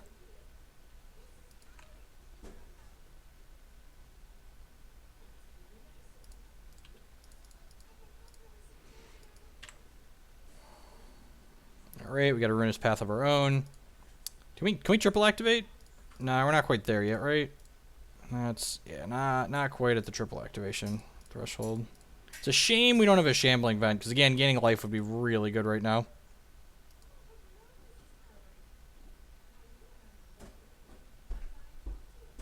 Have any subs ever been banned? I don't think so. I'd be lying if I said I wasn't more lenient with subs, but, like, generally people that subscribe to me understand, like, my mindset, and they know what they're getting themselves into, and they're reasonable people for the most part.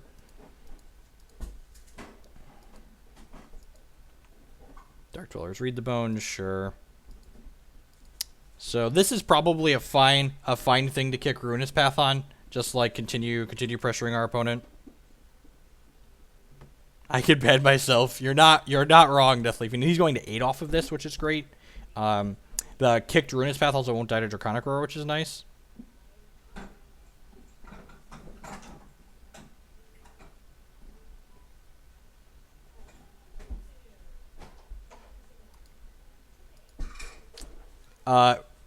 Read the Bones is the more powerful magic card. That's why we're playing it.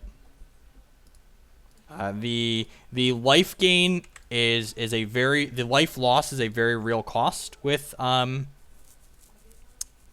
Painful Truths. Not to mention we have 6 pain lands in our deck, so, like, there's going to be times where you're paying 4 life to draw 3 cards, and that's much worse than just casting Read the Bones. Could get Grasp here. If we don't get Grasp here, we're in a great spot, especially now that we drew Shambling Vents too.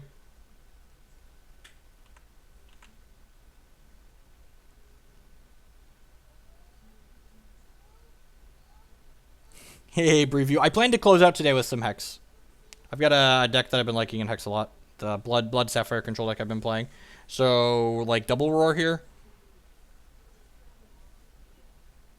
And, like, next turn he has to chump block my Quagmire, because otherwise the 2 Quagmires kill him.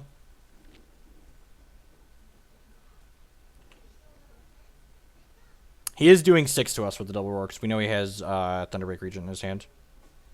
His hand is Thunderbreak Region and that Zombie.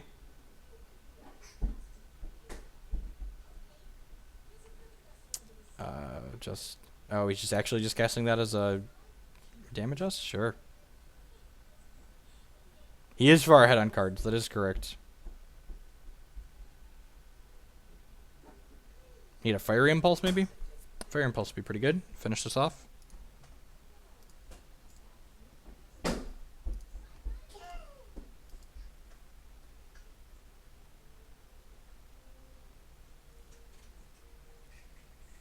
I definitely think the Abzan control list is better against the Blue-Red Eldrazi list than Black-White control, but I don't think that matchup is very good still.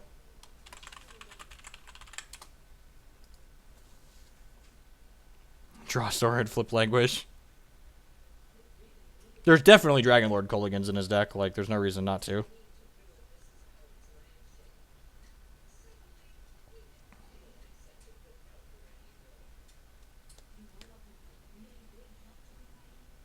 Has the Fiery Impulse. Okay, good beats. Another land. So we've got 4, 5, 6, 7, 8. 1. This is 3, 4, 5, 6, 7, 8, 9, 10. That's unfortunate. The fact that he killed our land means we can't triple activate this turn. Pretty dead to Dragon Lord Kolaghan.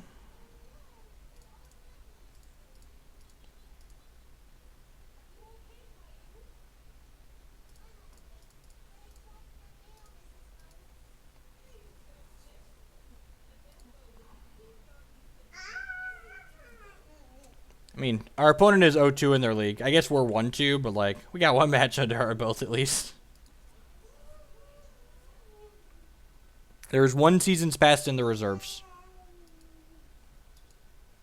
We'll definitely be coming in this matchup.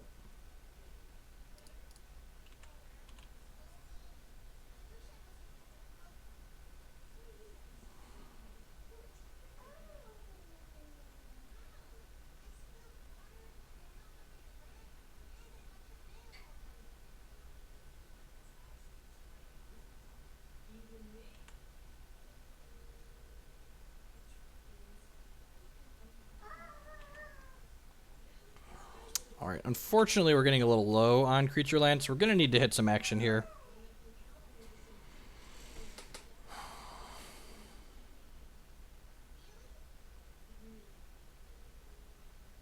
Yeah, I'm starting to think not having one in the main is wrong. I don't know, we'll see. Chandra, Thunderbreak Regent, nope. Dragon Lord, yeah, we just were never beating Dragon Lord like we said.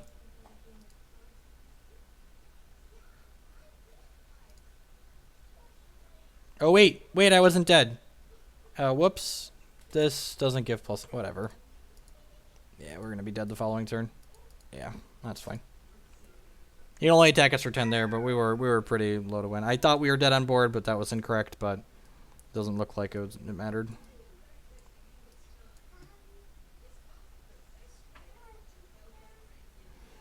We really don't have a lot going on against Dragon Lord Kolaghan. I think I'm going to bring in Infinite Obliteration. Maybe Transgress is fine, too. That's close. Don't brick so many turns in a row. Look! Look, just Magic Online things, man.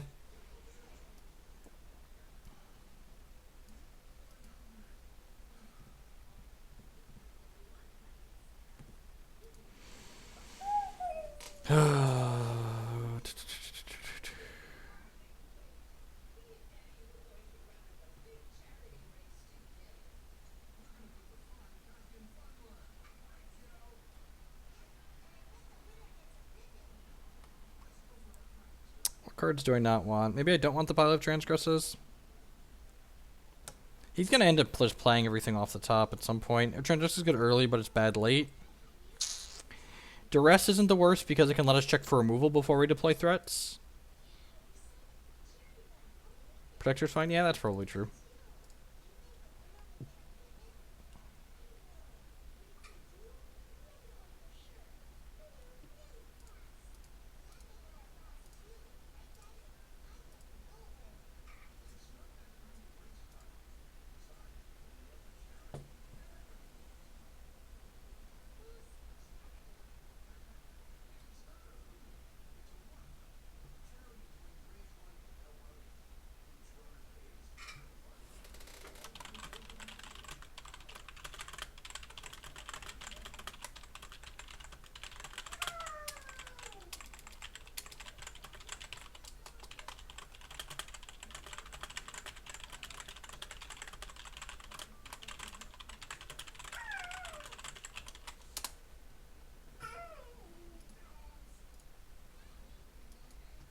This hand's fine.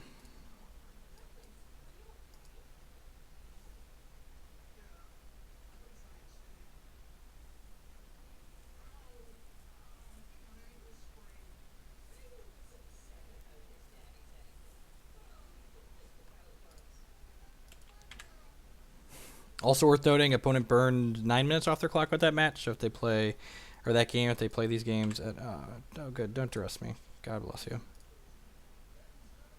I'm gonna grab a basic plains here, I think. Yeah, we already have double green, might as well get double white. We have a Linval in our deck.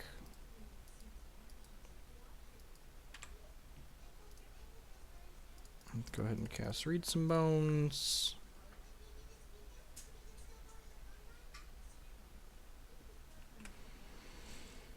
I don't think I want either of these, right?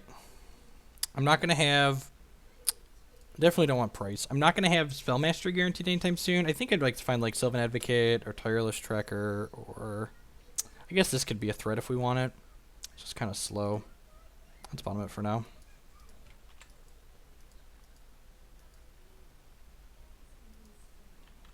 Opponent stuck on 2 lands. God bless him. So I'm going to get basic Swamp. Play Jolly Ob St. Nicholas next turn.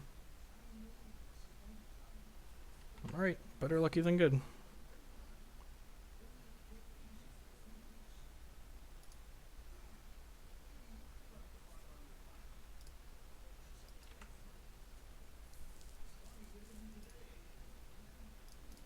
Oh man, Sin Prodder. That's a card.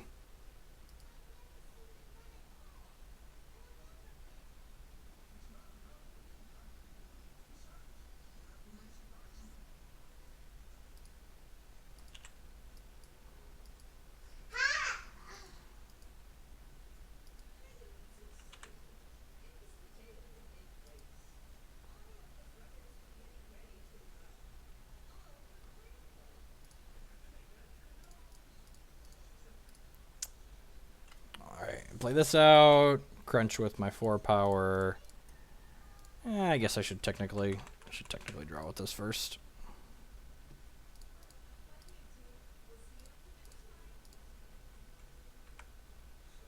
It is an inflatable ball pit behind me. The children love it.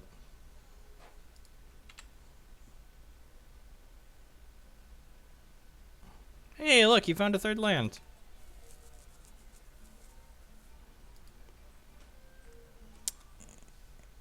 And an airport in a different country has the same number as us, sans the county code. Well, he's going to have plenty of time to play game 3.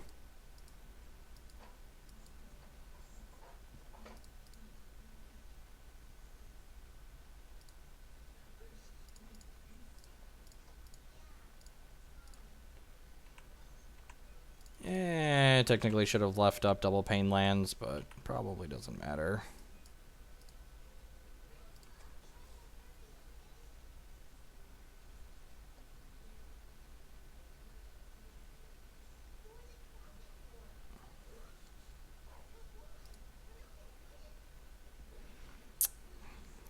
Does seeing Sin Prodder change how we've boarded? I don't think so.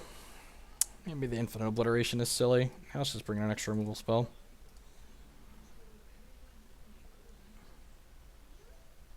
Florida people suck. I'm excited. We're going to visit Florida people this weekend.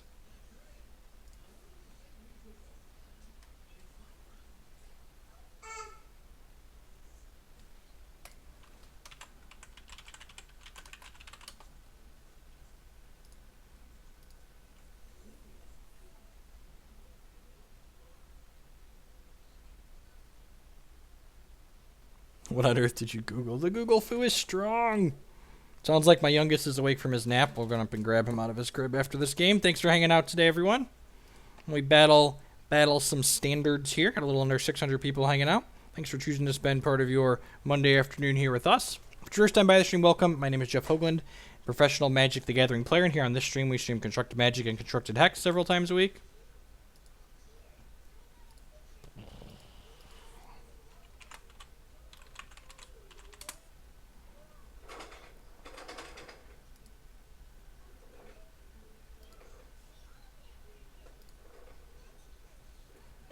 Think about 4-color. I think it's one of the many good collected company decks in the format. Very powerful.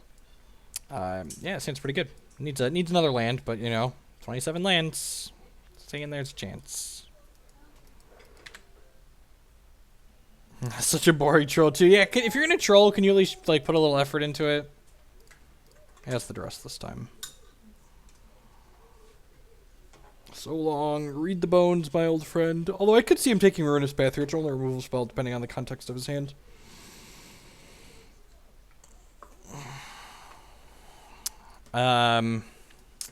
We took my oldest to the ER one time when he was much younger. I forget what the issue ended up being. It ended up not being a big deal. My wife was freaking out over mostly nothing. It's pretty good. Second Advocate's great here too, because it lets us curve out. We get to go Advocate, tap land on 3. Actually, hopefully we hit an untapped land next turn.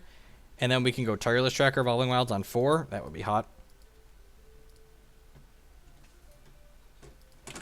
Soon. Soon I need to work on that.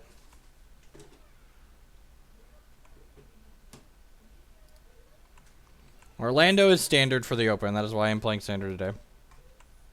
You have paid the ultimate price, Mr. Advocate. And then again, fetch now for that sweet, sweet F6 value.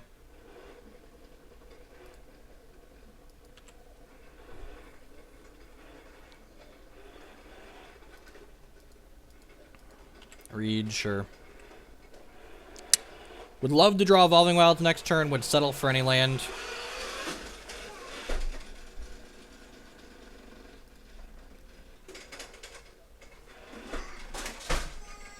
Careful, Jake.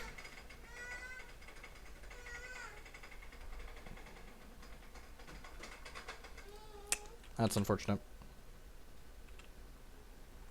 I'm not going to play the Tireless Tracker out for more no value. It's very likely our opponent plays a threat next turn that we can ultimate price. And then I don't just want to like get languished or something like that.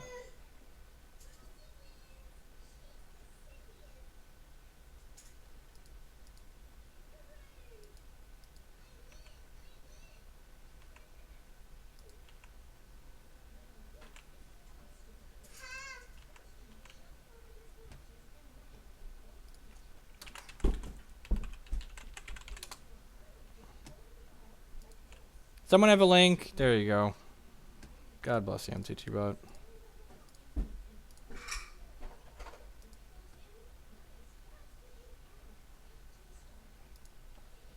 The TLDR is none of the established decks in Standard are that much better than all of the other decks. Everything in Standard, like it usually is, are all fairly close in power level. So, like, playing the established deck versus a non-established deck isn't gaining you a lot of percentage points. Oh, God, we're getting Culligan's commanded here. Just going to throw up all over the place. I'm going to discard that for now.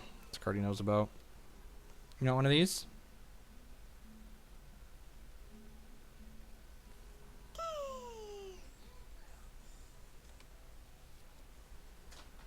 There's Thunderbreak.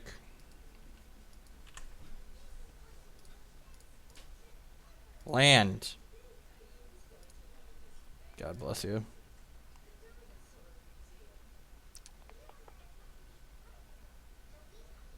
At least he didn't shatter my clear, right? Yep.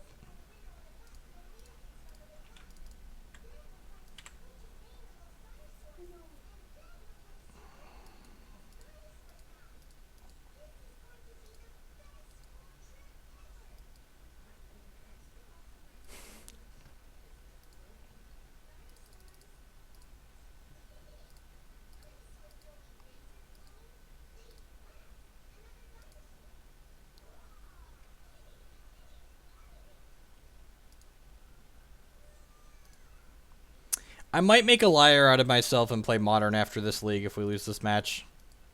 Testing Standard online really feels very frustrating.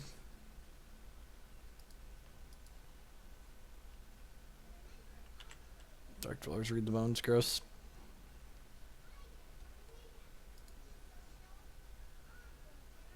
I mean, I guess he could Dark Dwellers to rest here, but Dark Dwellers read the bones is pretty good.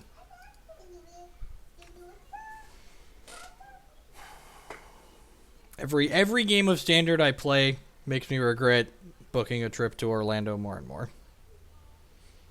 I say, why have my life decisions led me here? Why have we agreed to play Standard Open?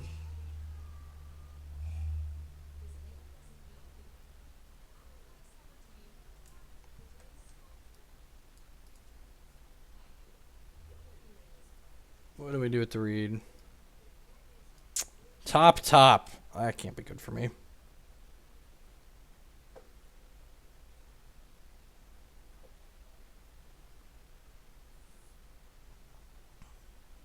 If we would have hit untapped land there, Sorin would be great.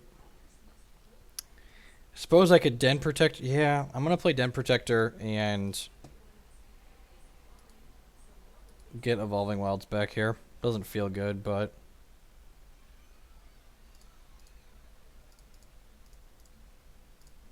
yeah, it's fine. We'll just scrub the Standard open, and I've got Cord coming with me. We'll just play Cord for practice for Dallas. No, wait. No, don't. Turn off auto yields. No, come back.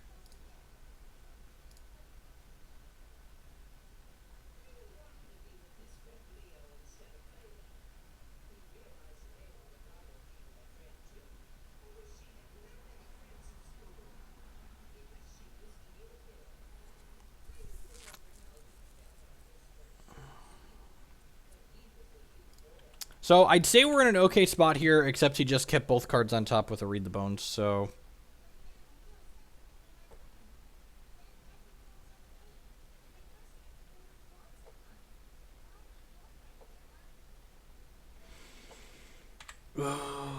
I boarded out all the languishes, didn't I? Oh, we're Culligan's commanding? Which still makes me wish I had languish in my deck. I think I boarded out all the languishes. Can't recall. God, if only I could look at my sideboard while I'm playing a match. Like, does anyone remember if we kept the languishes in or not? Anyone? Anyone remember if there's languishes in my deck?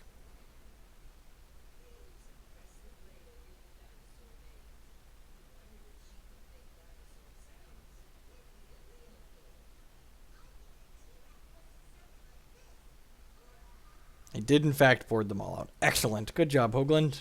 Good job.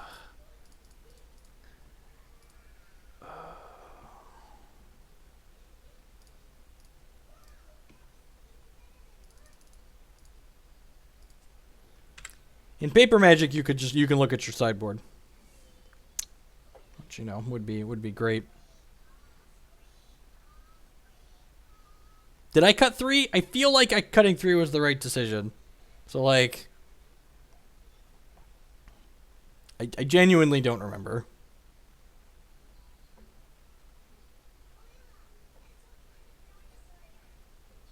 Who knows? We'd know the answer if this was Paper Magic. If Magic Online could just, it emulates all the crappy parts of Paper Magic. Why can't it emulate the reasonable parts that help you play?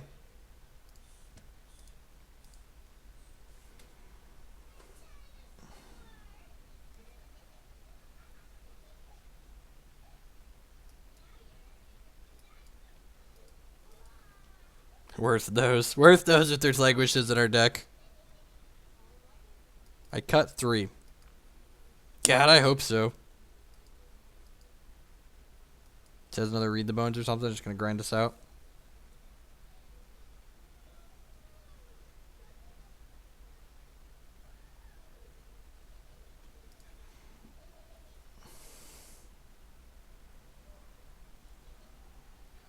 Shock, kill my Saurian, rebuy my Dark Dwellers. Yep, seems good. Dark Dwellers.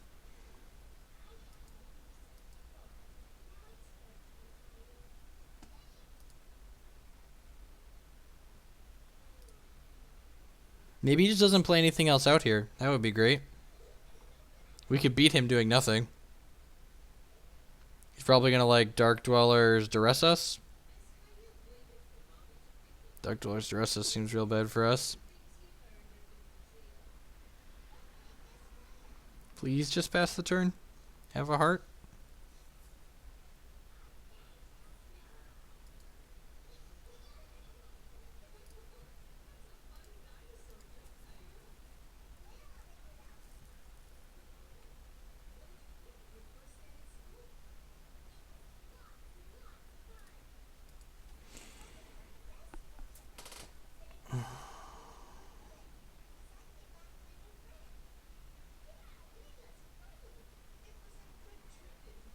Correct. Not having to shuffle is Magic Online's best feature.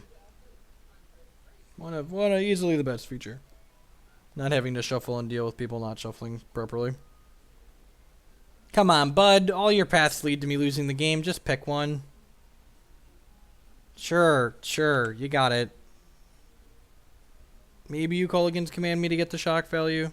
Oh, yeah. Duress me, take away my petition. Dragon Lord Jamoke is useless because he's a Blighted Fen and it couldn't block even if he didn't.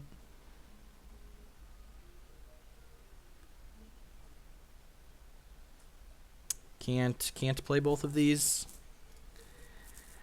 I suppose we can throw away a creature land if when he edicts us. Opponent has a Thunderbreak Regent left over in hand, I believe.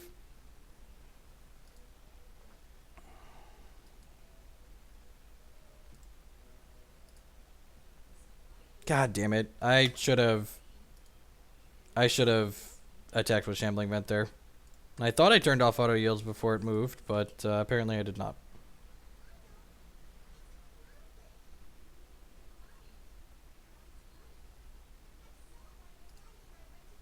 Chirp.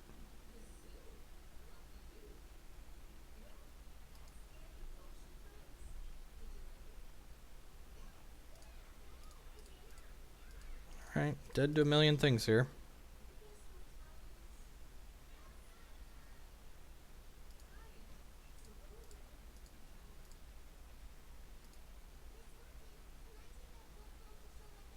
Opponent is currently 0-2 with the deck that they are playing. Opponent's deck seems very good against our slow, clunky control deck. Our slow, clunky control deck is not most of the format. Most of the format is fast, aggressive decks that are just going to run what our opponent is playing out of the water.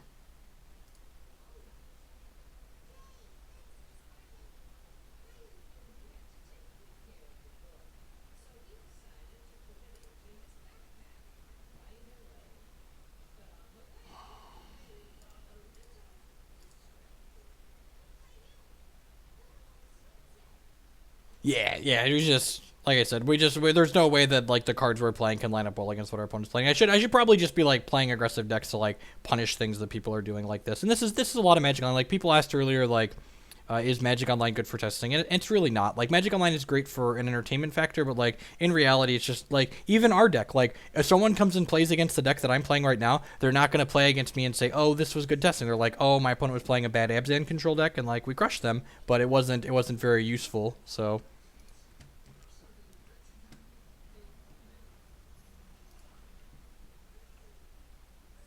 I have to manually drop from that league.